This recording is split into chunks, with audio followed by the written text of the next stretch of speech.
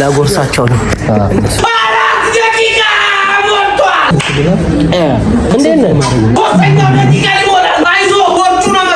ሰው ፕሮግራም ሲኖረው ጫማ ነው የሚገዛው። ጀለስ ፕሮግራም ሲኖረው ጫማ ነው የሚያሰፋው።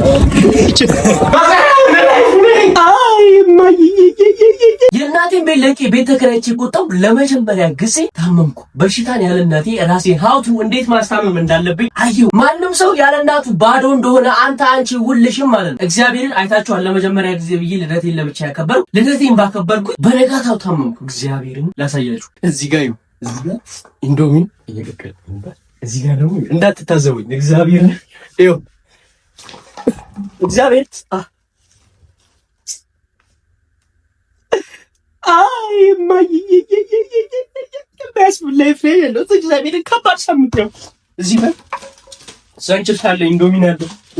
ግማሹ ጥየው ነው። እግዚአብሔርን ጋይስ ግማሹ ጥየው ነው። እዚህ ጋር ኮክ አለ ምናምን፣ እዚህ ጋር ኢንዶሚን አለ፣ እዚህ ጋር ይኸው ይሄ በእንትን አለ ጃር አለ። ይኸው እንደምታዩት እዚህ ጋር አለ።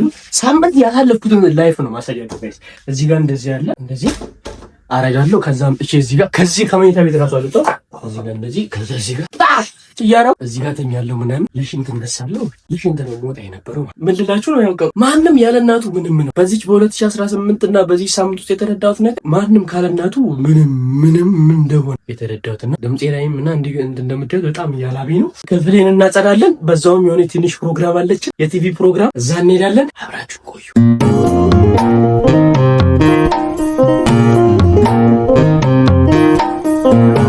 እንግዲህ ጋይስ እንደምታዩት ለአንድ ሳምንት ያልተጸዳውን ክላሴን አጽድቻለሁ። እንደነገርኳችሁ የሆነ ፕሮግራም አለብኝ ብያችኋለሁ። አሁን እዛ ፕሮግራም ላይ ለመሄድ የቲቪ ፕሮግራም ነውና እዛ ፕሮግራም ላይ ለመሄድ የቀረኝ ሰዓት 4 ሰዓት ግን የምለብሰው አንድም ንጹህ ልብስ የለኝም። ሰው እናጥባለን። በቃ ላጤ ስትሆኑ እንደዚህ ነው። በቃ ኬርለስ ትሆናለህ። ለነገሩ ፕሮግራሙ ከእንትን ካለ በኋላ የተነገረ እቺንና ብዙም አማርጦ ልብስ የለኝም ጋይስ።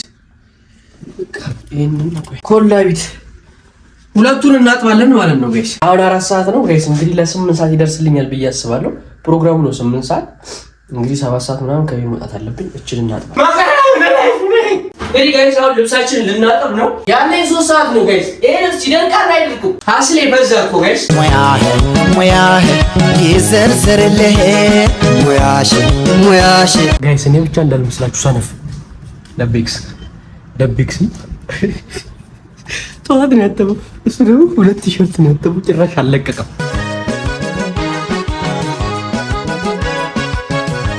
እንግዲህ ጋይስ ልብሳችንን እናስተተናል።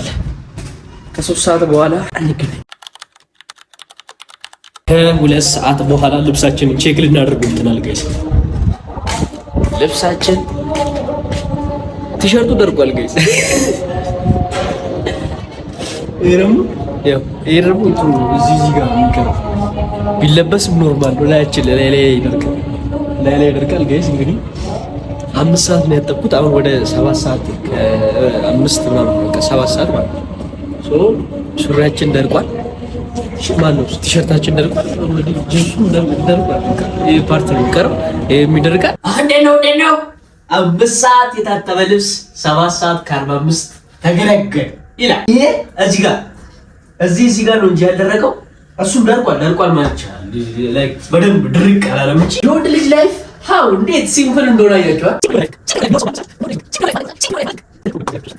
ጋይስ። እንግዲህ ወደ ፕሮግራማችን መንገድ ጀምረናል። ደቤክስ ከታች እየጠበቀችን ነው። ደቤክስ ሊስትሮ ጋር ደቅ ብላለች። እንዴት ለፕሮግራም ጫማ እየሰፋ ነው ጋይስ። ኧረ ሰዓት የለም። ፕሮግራሙ 8 ሰዓት ነው። እኛ 8 ሰዓት እኮ እየፈጨነ ነው። ወዴት ነው የምንሄደው? መገናኛ ጭራሽ ጫማ እያሰፋ ነው። እንዲህ ስንታይ እኮ በቃ ብር ያለን ምናምን መስለው፣ ግን 40 ብር የለም አካውንት ውስጥ። ሰው ፕሮግራም ሲኖረው ጫማ ነው የሚገዛው። ጀለስ ፕሮግራም ሲኖረው ጫማ ነው የሚያሰፋው። ኧረ በመድኃኒዓለም እኛ የምናውቀው ሰው ፕሮግራም ሲኖረው ልብስ አዲስ፣ ጫማ አዲስ። ጀለስ ለነገሩ ያው እኔም እንዳያችሁ ምንም ለፕሮግራም ባይሆን ሰው ታውቃላችሁ፣ ቻርጅ ጣልኩ ብሎ ደግሞ ተመልሶ ሄደ። ፕሮግራሙ 8 ሰዓት ነው። አሁን 8 ከርቦናል ያለነው ቆየን። በቃ ለምንም ለፕሮግራም ባይሆን ሰው ታያችሁት ነው። እኔ ልብሴን በ3 ሰዓት ውስጥ አድርቄ ለብሼ ወጣሁ። 8 ሰዓት ያው ቀጠሮ ማርፈድ ያለ ነው። እግዚአብሔር እንግዲህ 10 ሰዓት 11 ሰዓት ምን ደርስ አይመስለኝም። ምን ጀለስ አንዴ ጫማ አንዴ ኬብል ይላል። ያው በበኩሌ የት እንደተጠራው ምን ላይ እንደተጠራው ምን አይነት ፕሮግራም እንደሆነ ምንም አውቀው ነገር የለም። ያው አንቀልቅሎኝ ይዞኝ እየሄደ እንግዲህ እንትኗ እንዳለችኝ ከሆነ ቻናሏን ቲቪ የሚባል ነው በላተኞቹ የሚባል ፕሮግራም አለና እዛ ላይ ቁርስ ያልበላሁት ነው።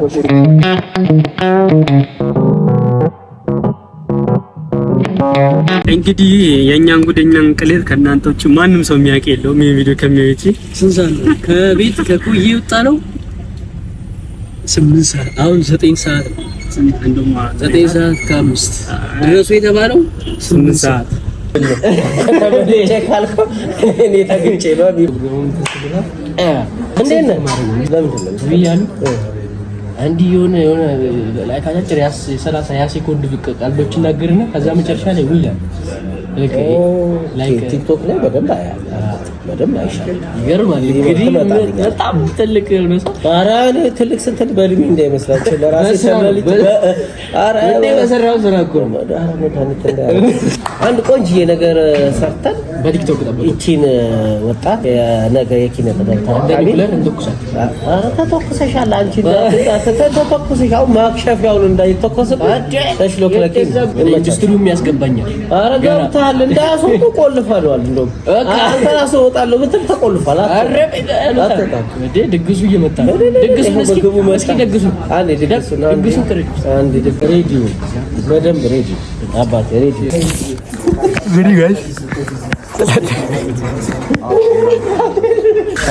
ላጎርሳቸው ነው። አይ ከውድድሩ በፊት ከተወዳዳሪዎች ጋር መታየት እንደ ጉቦ ነው። ባዶ ኪሴ እንግዲህ ጋይስ አንድ እጄን አስገብቻለሁ። የኔ ነው በዘመን አልቋል። እንቀበላቸው።